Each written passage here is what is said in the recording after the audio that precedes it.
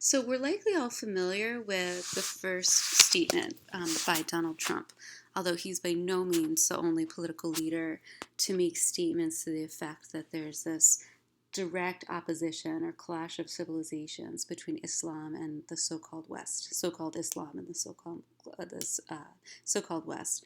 But here we can see the second quote from Norman Tebbit, and this was a statement that he made in the context of the lead up to the Brexit vote, or the vote about whether or not Britain should exit the European Union, when he says these are dangerous days for Western civilization.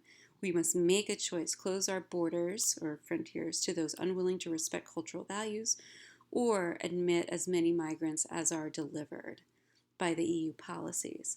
And so, usually when someone is mentioning the term Western civilization, they're thinking about an opposite. So they're thinking in terms of the clash of civilizations, and they're also thinking in terms of this particular concept of culture in which each cultural group is opposite to the other, is totally separate, totally different.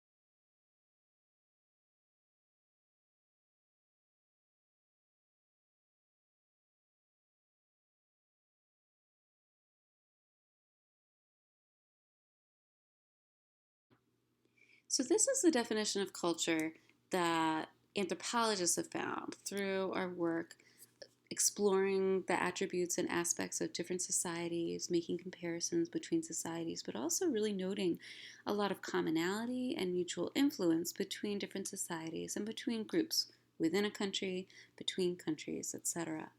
And so I want you to look through this list of 7 attributes of culture, that the idea that each person is part of multiple communities, multiple identities, that there are inequalities in every society on earth currently, um, on various bases, including gender and race, as well as other bases. Um, Number 3, the idea that people in every society debate and disagree with each other or not in agreement on major issues, the commonality that people find between societies, the lack of isolation of any society from all others. So, just the fact, that you can document that every single human society has contact with other societies. And finally, this statement number 6 is really a finding that you cannot simplify, you can't generalize, that any society constitutes the opposite of any other society. It just doesn't exist in human social life, this idea of opposites upon which the notion of a clash of civilizations is based.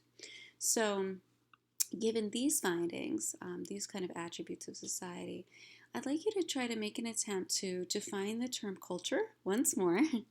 And if you can, think of a diagram, right? So if Huntington drew this map, and the map had 9 different groups color coded on different parts of the world, and then another kind of visual representation of that idea of culture upon which Huntington was basing the idea of clash of civilizations is a pool ball or a billiard ball. I want you to try to think about, in words and possibly in a kind of diagram, how you could depict this more unbounded, more accurate idea of what culture is based upon, or what culture is constituted by. So take a moment to do that and then go to the next slide.